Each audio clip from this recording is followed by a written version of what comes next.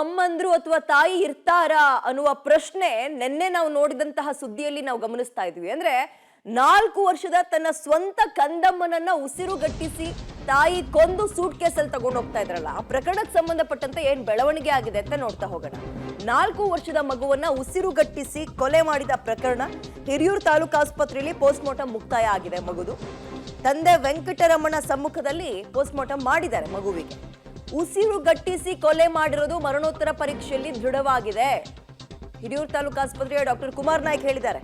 ಈಗ post mortem ಅಲ್ಲಿ ಅದಕ್ಕೆ ವಿಷ ಹಾಕಿದ್ರ ಅಥವಾ ಕತ್ತಿಸಿಕ ಸಾಯಿಸಿದ್ರ ಅಥವಾ ಏನಾದ್ರೂ ಕೈ ಕಟ್ ಮಾಡಿದ್ರ ಇಂಥದ್ದೆಲ್ಲವೂ ಕೂಡ ಗೊತ್ತಾಗುತ್ತೆ. ಏನಾಗಿದೆ ದೇಹದಲ್ಲಿ, ಏನ್ ವ್ಯತ್ಯಾಸ ಆಗಿ ಜೀವ ಹೋಯ್ತು ಅನ್ನೋದು. ಆಗ ಪೋಸ್ಟ್ ಮಾರ್ಟಮ್ ಮಾಡಿದಾಗ 4 ವರ್ಷದ ಕಂದಮ್ಮ, ಎಷ್ಟು ಮುದ್ದಾಗಿರುವಂತಹ ಕಂದಮ್ಮ ಗಮನಿಸ್ತಾ ಇದ್ರಿ. ಈಕೆಯೇ ಪಾಪ ಆ ಮಗುವಿದೆಂತ ದುರ್ದೈವ ನೋಡಿ, ತಾನು ಹೆತ್ತಂತಹ ತಾಯಿಯ ಕೈಯಿಂದಲೇ ಕೊಲೆ ಆಗ್ತೀನಿ ಅಂತ. ಅದು ಕೇವಲ 4 ವರ್ಷಕ್ಕೆ. ಸ್ವತಃ ಮಗು ಕನ್ಸಲ್ಲೂ ಕಂಡಿರ್ಲಿಲ್ವಾ ಅಂತ ಕುಟುಂಬಸ್ಥರು ಯಾರು ಅಂದ್ಕೊಂಡಿರ್ಲಿಲ್ಲ. ಮೇಲ್ನೋಟಕ್ಕೆ ಆಕೆ ಏನೋ ತನ್ನ ಗಂಡನ ಜೊತೆ ಕಿರಿಕ್ ಮಾಡ್ಕೊಂಡಿದ್ಲು, ಗಂಡನ ಕೋಪದಿಂದಲೇ ಮಗುವನ್ನ ಈ ರೀತಿಯಾಗಿ ಕೊಂದಿದ್ದಾಳೆ ಅನ್ನುವಂತಹ ಮಾಹಿತಿ ಇದೆ.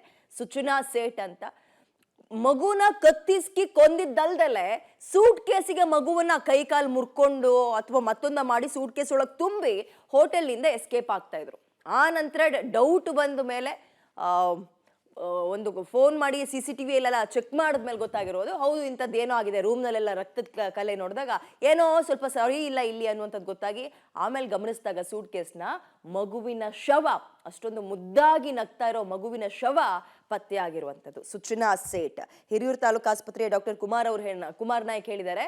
ಮಗುವನ್ನ ಮರಣೋತ್ತರ ಪರೀಕ್ಷೆ ಮಾಡಿದ ಸಂದರ್ಭದಲ್ಲಿ ಗೊತ್ತಾಗಿರುವಂಥದ್ದು ಉಸಿರುಗಟ್ಟಿಸಿ ಕೊಂದಿದ್ದಾರೆ ಅಂತ. ಅದಕ್ಕೆ ಹೇಳಿದ್ರು ಮಗುವಿನದು ಅದು ಎಂಥ ದುರ್ದೈವ ಇರ್ಬೋದು, ತನ್ನ ಸ್ವಂತ ತಾಯಿಯ ಕೈಯಲ್ಲಿ ತನ್ನ ಜೀವ ಹೋಗುತ್ತೆ ಅಂತ ಅದು ಅಂದ್ಕೊಂಡೇ ಇರಲಿಲ್ಲ.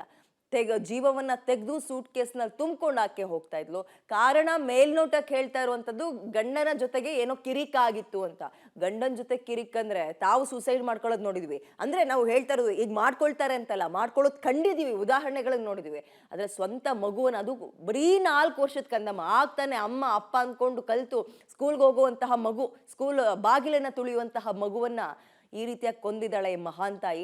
ಆಕೆಯೂ ಕೂಡ ಸುಸೈಡ್ ಅಟೆಂಪ್ಟ್ ಮಾಡಿದಾರಂತೆ. ರಿಸ್ಟ್ ಅಂದ್ರೆ ಈಗೇನು ಕೈಯಲ್ಲಿರುವಂತಹ ನರ ಕಟ್ ಮಾಡ್ಕೊಂಡು ಸುಸೈಡ್ಗೆ ಪ್ರಯತ್ನ ಪಟ್ಟಿದ್ದಾಳೆ ಅನ್ನೋ ಮಾಹಿತಿ ಇದೆ. ಅದ್ರ ಬಗ್ಗೆ ಇನ್ನೂ ಹೆಚ್ಚಿನ ಡೀಟೇಲ್ಸ್ ಇಲ್ಲ. ಬಟ್ ಸದ್ಯ ಮರಣೋತ್ತರ ಪರೀಕ್ಷೆ ಮುಗ್ದಿದೆ. ಅವ್ರಿಗೆ ಕುತ್ತಿಗೆ ಹಿಚ್ಕಿ ಸಾಯಿಸಲಾಗಿದೆ. ಬಲವಾಗಿ ಕುತ್ತಿಗೆ ಮೇಲೆ ಒತ್ತಿದ್ದಾರೆ, ಅವರು ಪ್ರೆಷರ್ ಕೊಟ್ಟಿದ್ದಾರೆ. ಪ್ರೆಷರ್ ಕೊಟ್ಟಾಗ ಏನಾಗ್ತದೆ, ಏನು ನಾವು ಟ್ರೇಕಿಯಾ ಅಂತೀವಿ, ರೆಸ್ಪಿರೇಟರಿ ಟ್ರ್ಯಾಕ್ಟ್, ಅದು ಪೂರ್ತಿ ಕಂಪ್ರೆಸ್ ಆಗ್ತದೆ, ಗಾಳಿ ಆಡ್ಲಿಕ್ಕೆ ಆಗೋದಿಲ್ಲ. ಹಾಗಾಗಿ ಮರಣ ಹೊಂದೋ ಸಾಧ್ಯತೆ ಇರ್ತದೆ. ಅದೇ ಥರನೇ ಈ ಮಗು ಆಗಿರೋದು. ಮಾರಕಾಸ್ತ್ರ ಯಾವುದು ಬಳಸಿಲ್ಲ, ಹಿಚ್ಚಿಕ್ಲಿಕ್ಕೆ ಯಾವ್ದಾರ ವಸ್ತು ಬಳಸಿರಬಹುದು. ವಸ್ತು ಅಂತಾರೆ ಬಹುಶಃ ಅದು ಫೋಲ್ಡ್ ಮಾಡಿ ಟವಲ್ ಆಗಿರ್ಬೋದು, ಇಲ್ಲ ಸಣ್ಣದೊಂದು ದಿಂಬ ಆಗಿರ್ಬೋದು. ಈ ಥರ ವಸ್ತುವಿಂದ ಹಿಚ್ಕಿರೋ ಸಾಧ್ಯತೆ ಇದೆ. PM ಮಾಡಿದ ಮೇಲೆ ಅಲ್ಲಿ ನಾವು ರೈಗರ್ ಮಾರ್ಟಿಸ್ ಅಂತ ಹೇಳ್ತೀವಿ. ರೈಗರ್ ಮಾರ್ಟಿಸ್ ಯೂಶ್ವಲಿ ನಮ್ಮ ದೇಶದಲ್ಲಿ 33ರಿಂದ 36 ಗಂಟೆವರೆಗೂ ಇರ್ತದೆ. ಆದರೆ ಈಗ ನಾವು ಪರೀಕ್ಷೆ ಮಾಡಿದಾಗ ಯಾವುದೇ ರೀತಿಯ ರಿಗರ್ ಮಾರ್ಟಿಸ್ ಇಲ್ಲ, ಪೂರ್ತಿ ರಿಸಾಲ್ವ್ ಆಗೋಗಿದೆ. ಹಾಗಾಗಿ 36 ಗಂಟೆ ದಾಟಿದೆ ಅವತ್ತು ಸಾವಾಗಿ. ಕೊಲ್ಲಬೇಕು ಅಂತ ರೊಚ್ಚಿಗೆದ್ದಾಗ ಮನಸ್ಸು. ಹೆಚ್ಚಿನ ಡೀಟೇಲ್ಸ್ ನಮ್ಮ ಪ್ರತಿನಿಧಿ ಸಿದ್ದರಾಜು ನೀಡ್ತಾರೆ. Siddaraju, over to you. ಮುಂದಿನ ಪ್ರಕ್ರಿಯೆಗಳು ಯಾವಾಗ? ಕುಟುಂಬಸ್ಥರು ಏನ್ ಹೇಳ್ತಾರೆ ಈ ಪ್ರಕರಣಕ್ಕೆ ಸಂಬಂಧಪಟ್ಟಂತೆ? ವಿದ್ಯಾ, ಏನು ಬೆಂಗಳೂರಿನ ಖಾಸಗಿ ಕಂಪನಿಯ ಫೌಂಡರ್ ಹಾಗೂ CEO ತನ್ನ ಮಗನನ್ನ ಕೊಂದು ಸೂಟ್ಕೇಸ್ ನಲ್ಲಿ ತಂದಿದ್ದಂತ ಪ್ರಕರಣ ನಿಜವಾಗ್ಲೂ ಕೂಡ ಇಡೀ ಮಹಿಳಾ ಸಂಕುಲಕ್ಕೆ ಒಂದು ತಲೆ ತೆಗೆಸುವ ಸಂಗತಿ ಅಂತ ಹೇಳ್ಬೋದು. ನಿನ್ನೆ ರಾತ್ರಿ ಹಿರಿಯೂರು ತಾಲೂಕು ಆಸ್ಪತ್ರೆ ಶವಾಗಾರದಲ್ಲಿ ಆ ಮಗುವಿನ ಪೋಸ್ಟ್ ಮಾರ್ಟಮ್ ಕೂಡ ಅಂತ್ಯವಾಗಿದೆ. ಬಳಿಕ ಏನು ಸ್ಥಳಕ್ಕೆ ಧಾವಿಸಿದಂತ ಆ ಮಗುವಿನ ತಂದೆ ವೆಂಕಟರಮಣ ಭಾವುಕರಾದ್ರು, ಮಾಧ್ಯಮಗಳಿಗೆ ಪ್ರತಿಕ್ರಿಯಿಸಲು ಹಿಂದೇಟು ಹಾಕಿದ್ರು.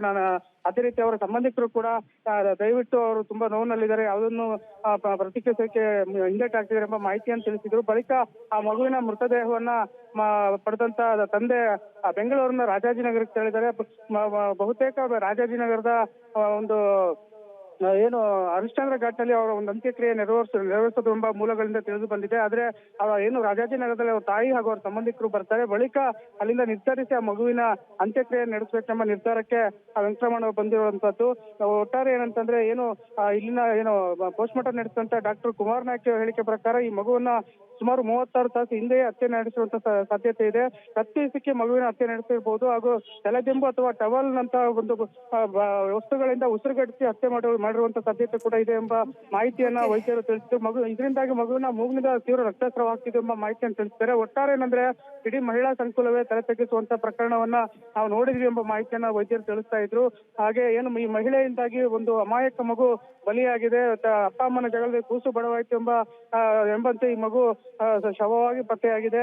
ಒಟ್ಟಾರೆ ಏನಂತಂದ್ರೆ ಇಡೀ ಏನು ಒಂದು ಜಾಗೃತಿ ಮೂಡಿಸುವಂತ ಸ್ಥಾನದಲ್ಲಿದ್ದಂತ ಸಿಇಒ ಆಗಿದ್ದಂತ ಈ ಅವೇರ್ನೆಸ್ ಮೂಡಿಸುವಂತ ಮಹಿಳೆ ಈ ಕೃತ್ಯ ಯಾಕೆ ಮಾಡಿದ್ರು ಅನ್ನೋದೇ ಒಂದು ಅನುಮಾನಾಸ್ಪದ ಅಂತ ಹೇಳ್ಬೋದು ವಿದ್ಯಾ.